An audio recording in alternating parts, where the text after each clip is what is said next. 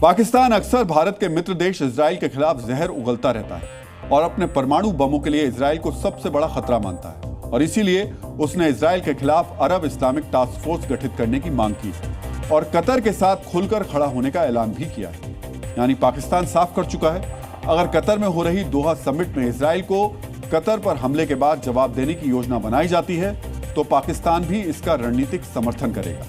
अरब देशों की सेना में अगर पाकिस्तान और तुर्की जैसे देश शामिल होते हैं तो ये काफी ताकतवर हो जाएगी। वैसे आज दोहा में बुलाई गई आपातकालीन इस्लामिक अरब समिट में ईरान समेत 50 मुस्लिम देश शामिल हुए। पाकिस्तान के अलावा इजराइल के दुश्मन नंबर 1 ईरान ने भी इजराइल के खिलाफ इस्लामिक सेना तैयार करने की मांग की। यानी आज दोहा में इस बात का मंथन भी हुआ कि इजराइल को कतर और दूसरे मुस्लिम मुल्क हमले का किस तरह जवाब देंगे। लेकिन अब तक साफ नहीं हुआ है कि इजराइल के खिलाफ सभी इस्लामिक मुल्क, जिसमें सऊदी, तुर्की, पाकिस्तान, ईरान जैसे विरोधी देश भी शामिल हैं, एक साथ आने को तैयार हुए हैं या फिर नहीं हुए।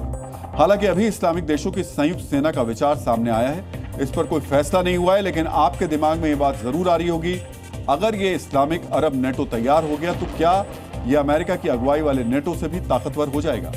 आज हमने आपकी इस उत्सुकता को देखते हुए इनका तुलनात्मक विश्लेषण भी किया।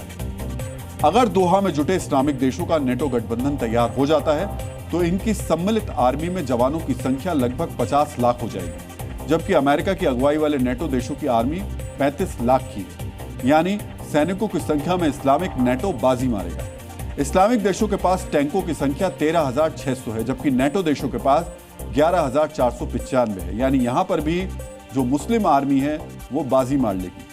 आर्टिलरी की बात करें तो इस्लामिक देशों के पास इसकी संख्या लगभग 15,000 है, जबकि नेटो के पास सिर्फ 10,000 है। इस्लामिक देशों की वायुसेना में फाइटर जेट, हेलीकॉप्टर और दूसरे मिशन विमानों की संख्या लगभग 7,000 है, जबकि नेटो देशों के पास 22,000 से ज्यादा आधुनिक विमानों का बेड़ा है। यानी आसमानी ताकत में इस्लामिक देश नेटो के सामने नहीं टिक सकते। नौसेना की बात करें तो इस्लामिक देशों के पास 300 से ज्यादा युद्धपोत हैं, जबकि नेटो देशों के पास इनकी संख्या 2,000 से भी ज्यादा है। यानी समंदर में भी इस्लामिक देशों की ताकत बहुत कम है।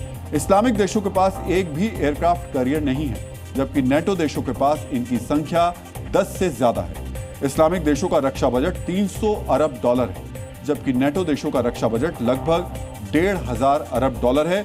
यहां भी इस्लामिक देश मुकाबले में के बारे में नहीं सोच सकते। इस्लामिक देशों में सिर्फ पाकिस्तान के पास 140 परमाणु बम हैं, जबकि नेटो देशों में अमेरिका, ब्रिटेन, फ्रांस परमाणु शक्ति से लैस हैं और इनके परमाणु हथियारों की संख्या 5,500 से ज्यादा है।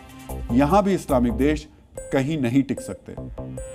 यानी सैनिकों की संख्या और कुछ संसाधनों में इस्लामिक नेटो को बढ़त मिल सकती है, लेकिन तकनीक, लॉजिस्टिक्स, एयर पावर, नौसैनिक क्षमता और कमांड संरचना में नेटो बहुत आगे है। लेकिन ये सभी इस्लामिक देश एकजुट होते हैं तो ये इजराइल के लिए एक बड़ा खतरा बन सकता है। इजराइल के पास छोटी लेकिन आधुनिक और तकनीक रूप से बहुत सक्षम और आक्रामक सेना है, लेकिन इस्लामिक देशों का गठबंधन एकजुट हुआ तो उन्हें अकेले संभालना इजराइल के लिए आसान नहीं होगा। यहां पर अमेरिका की भूमिका अहम होगी, लेकिन सवाल उठता है क्या कतर पर इजराइल के हमले ने इस्लामिक नेटो के निर्माण की नींव रख दी है? क्या अब इजराइल के खिलाफ इस्लामिक सेना तैयार होना तय हो गया?